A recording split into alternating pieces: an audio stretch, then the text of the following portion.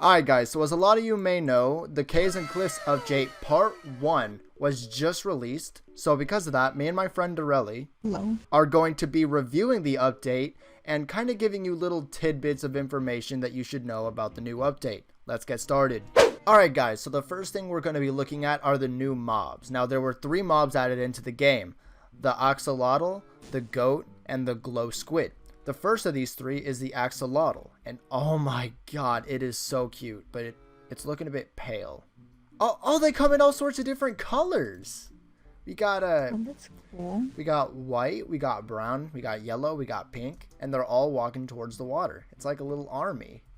So yeah, that's the Axolotl. They don't drop anything when they're killed. And from what I understand, you can make a little army of these and they'll attack mobs for you. Alright guys, so the second mob that was added was the Goat. Now these guys usually spawn up in really high areas of the game, so like mountains or cliffs or stuff like that. They usually spawn in like groups of 2 or 3. They don't drop anything when they're killed, but one interesting thing about them is they like to ram things a lot. So I've taken the liberty of putting myself in survival mode and hopefully getting rammed by one of these guys.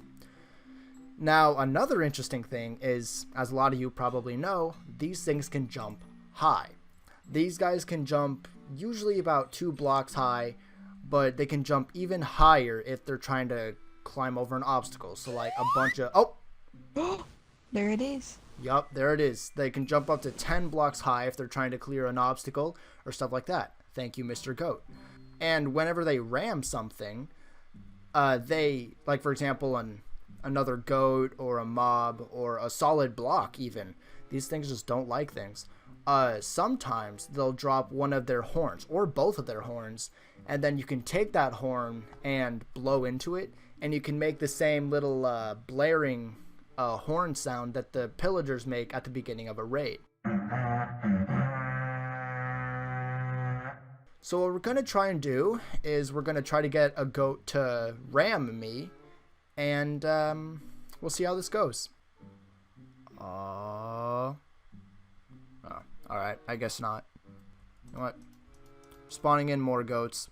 I need to get rammed. This guy here's looking at me. What you want from me, buddy? Okay, I guess he doesn't want anything. This guy's getting awful close. Are you going to be the one to ram me? Nope. No, he doesn't. Oh, maybe you will. Okay, maybe not. Let's see. Oh! I guess I'm not going to get rammed today. Oh! Whoa! Oh, there's another one. It was a baby goat, too. Oh, baby goats got hops. Yeah, none of these goats want to run into me. They keep jumping out of the fence, and none of them want to attack me. I'm probably doing something wrong, and I just have no knowledge of this update, but none of them want to ram me. So instead, we're going to get them to ram this cow. Oh, there's one. Oh, dang. Well, there we go, ladies and gentlemen. They're all attacking each other now. Man, that was incredibly fun to watch. And a couple other quick things I forgot to mention about the goat. When they are killed, they can drop raw mutton in the Java edition, but in Bedrock edition, all you're able to get are their horns when they ram into a solid block. Also, in the wild, or through spawn eggs I assume, there's a 2% chance that you can spawn in a screaming goat, which is just like a regular goat, except instead of the little you know, those noises that goats usually make, they instead make screaming noises all the time. And for the third mob that they added in the Caves and Cliffs update, the Glow Squid. These guys are basically regular squids, except they glow. And they give out that little shine to them. Yeah, they give out that little glowing animation, kind of like a shiny Pokemon, sort of. And unlike the other 2 mobs, mostly, when they are killed, they do have a drop. They drop glow ink sacs. Now what these can be for is let's go over here. They can be used to make glowing item frames. So like for example this one where Dorelli put this clock that also has a different texture. For some reason they changed the texture of the clock. They just decided white wasn't good enough. Some more interesting things about the glowing squid is that when you splash them with invisibility, they still keep their little glowing particles. So it looks just like you found something valuable underwater, when in reality it's just a glowing invisible squid. God, I hate when that happens. Some more things about the glowing squid is that when they're attacked, they emit some sort of ink. Yep, there it is. Some sort of turquoise aquatic ink. Also, axolotls and squids are apparently hostile to each other. Well, yeah, mostly the axolotls hostile to the squids, and they just kind of mind their own business. But yeah, axolotls attack squids apparently. He's attacking all of them. It's a 1v3 and the axolotl's just clutching it. This axolotl's a god. Alright, we got an army of axolotls now. Go, my little army. Attack the... Oh, that is a cow. The cow keeps coming back. You were just ran by a goat, okay? You've done your part. Alright, spawning a bunch of these guys. Alright, go, axolotls. You got this. Yes, my army. Attack the opponents that wish to fall our kingdom, or, you know, all that. Are you kidding me? Okay, we have all these axolotls are stuck, and we have this one axolotl that... Oh, well, he killed a squid, and then he went right back down. Guys, come on. You are my army. You can't be doing it like this, okay? You're supposed to be the strongest army in the world. And, now you're just... Yeah, apparently axolotl armies are not very, efficient. Alright, so that's all the mobs out of the way, and that brings us to the new blocks and features of the game. Alright, so basically, the powder snow buckets is what we're gonna go over first. You get these by scooping up snow at a mountain, right? And you place it down, and it puts down this snow block. Now, we have a little pile of these here, and something interesting happens when you go into it. You get a little frost effect if you stay into it for too long, and eventually your character starts to really shake, right? Kind of like a zombie villager after you're curing it. Yeah, when you walk out, you walk super slowly. Yeah, you're temporarily slowed down until the frost effect starts to go away and you're completely warm again. In real life, you would probably have frostbite, but to each their own. Another interesting thing is that when you're inside the snow, you can actually see other players or, you know, to other sides of the pile. Now, visibility is really low down here, but it's still interesting nonetheless. For some reason, the crosshair has a little gray square around it. I don't know why that is, but it is. Another thing they added is the bucket of axolotl. Now, these... Basically, you get it the same way you get buckets of tropical fish. You just hold down a bucket and you scoop up an axolotl. And they spawn... In creative, they act just like axolotl spawn eggs. And the axolotls also like to kill squids. I don't know why, but they just do. But, yeah, really nice texture. Nice little addition. Also, as I mentioned before, they changed the texture for the clock. It used to be white, but now it's this really nice gold color. I kind of like it, but that's there. Another little thing they added is a moss carpet.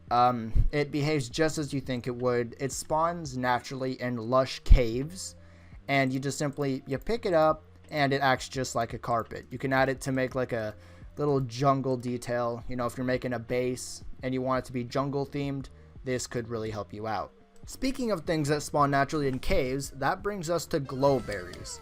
Now, these you pick just like you would pick, for example, cocoa beans, I'm pretty sure. They spawn naturally in lush caves, and you eat them, and they're just like a normal food. So it could be a very, you know, good food source in a cave, or, you know, any of those situations. If you're running out of food in a cave, look for some glow berries. It could help you out. And going back to the glowing ink sacs that you can get from squids, their main purpose is so you can make these glowing item frames. They're basically just like item frames, except they glow. You can still put things inside of it, like a clock. Also, with the ink sac, I think you can highlight your signs. Yeah, I heard about that too. Here, let's test that out. Alright, here, I'm gonna put up a sign, you try to detail it, okay? Alright, here. Okay. Alright, here. Subscribe to Mage. Alright, detail that. I can't. Alright, here, let's try using a dye. I'm pretty sure you use a dye. Yes! Oh, yeah. Yes! You know what? I know exactly what color I'm going to detail this. Bam! Subscribe to Mage. We upload new content every Thursday. Another quick thing I want to mention is the Spyglass. Now, this is probably my partner's favorite feature. Basically, you right-click it, and it's like a little spyglass. You can look at things from far away. So, like, for example, that pin that we used to get a cow ran by a bunch of goats, which also got ran by another goat. Yeah, you can look at that from really far away. You would craft it using 2 copper blocks and a amethyst shard, I believe, which the crafting recipe will be put up right here. And yeah, you can make this spyglass really cool to use. Alright guys, so now let's get to the main part of the update, which are pretty much the caves, the mining, all the things that it changes. Now, first things first, stone has a little bit of a change now. Well, stupid notifications. So stone actually got a bit of a change. Well, no, not really actually. It's stone. It's been there since day one. It's not going anywhere or change. It's not going to go anywhere or change much. But one thing that they added is a new block called Deepslate. Now, Deepslate basically starts spawning anytime you reach a coordinate, a Y coordinate other below 0. Now, above 0, mining stays the same. You know, you got stone, iron, gold, diamonds, all that stuff. Except below Y coordinate 0, you will start to see Deepslate and all of the Deepslate types of ore. Now, nothing really changes a whole lot. It's still mining, but it is a really cool little feature that they added, you know, saying, hey, you're going down this deep. You know, if you want to go up higher, you probably should. Or if you're trying to get this deep, congratulations, you made it. Another thing they changed, which I'm sure was already apparent, was the textures for the ores. Now, some people love it. Some people say it's cursed. We all have our own opinions. But iron, you know, it changed. I like it. Gold, it looks really sparkly. Diamonds largely haven't changed, actually. They kind of preserved the texture for diamonds. They preserved its significance. Lapis, they changed it. Yeah, it looks a bit different, but they changed it. They mostly kept it the same. Redstone, they largely kept the same as well, but they do have little differences. And of course, they have the Deepslate versions of it. For coal, they changed it pretty good amount. Emerald, you never see it in the wild anyway, so why would you even bother looking at it? And for copper, which is the main thing that this update added, was this new ore called copper. Now, another interesting thing about copper is that the older it gets, the more of a green color it, you know, becomes, essentially. And another thing they changed a lot, is when you mine it, like for example, iron, gold, or copper, you no longer get iron, gold, or copper ore. Instead, you get raw iron, gold, or copper. And what you would do with these is, just like the iron ore, you'd put these in a furnace, and then you would end up getting, you know, iron, gold, or copper ingots. Now, if you decided that you're too lazy to smelt iron, gold, or copper, and you just liked raw iron, gold, or copper just the way it is, well, you're in luck because you can actually put a use to it. You can make blocks of iron, gold, or copper, raw iron, gold, or copper, and basically use it just like any other block. You would need 9 of them to make one block, just like the ingots, and yeah, now you no longer have to smelt them if you decide you like these blocks enough. I kind of do. Alright guys, probably our favorite part of the update was the addition of Amethyst and Stalagmites and Stalactites. Now, let's start off with Amethyst. Now, Amethyst can be found naturally, of course, and basically you'd find them in really big geodes. So the first layer would be smooth basalt, and then you would find calcite, I'm pretty sure it's called. I put in this chest here. Calcite. And then inside the calcite, you would find this, some beautiful purple crystally amethyst. I actually have a little piece of amethyst in my room. I love amethyst, and I'm so happy that they chose to add it into the game. And another thing Dorelli and I would like to mention is the sound it makes when you walk on it.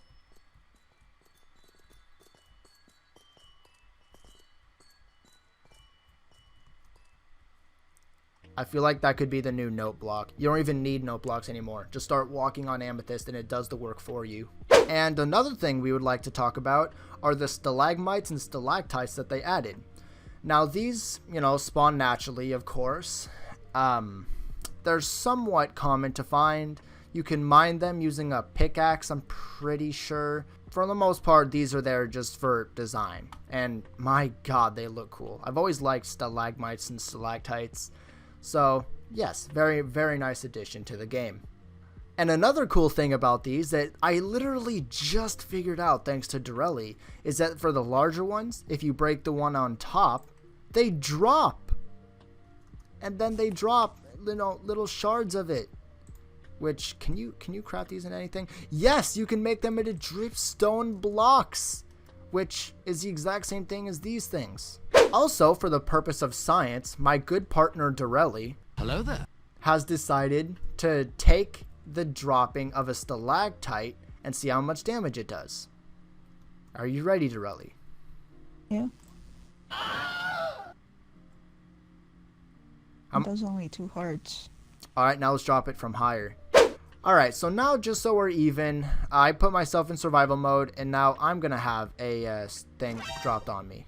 And there's a spinning thing on my screen. I don't know what that was. Surprise, motherfucker. Oh! Oh!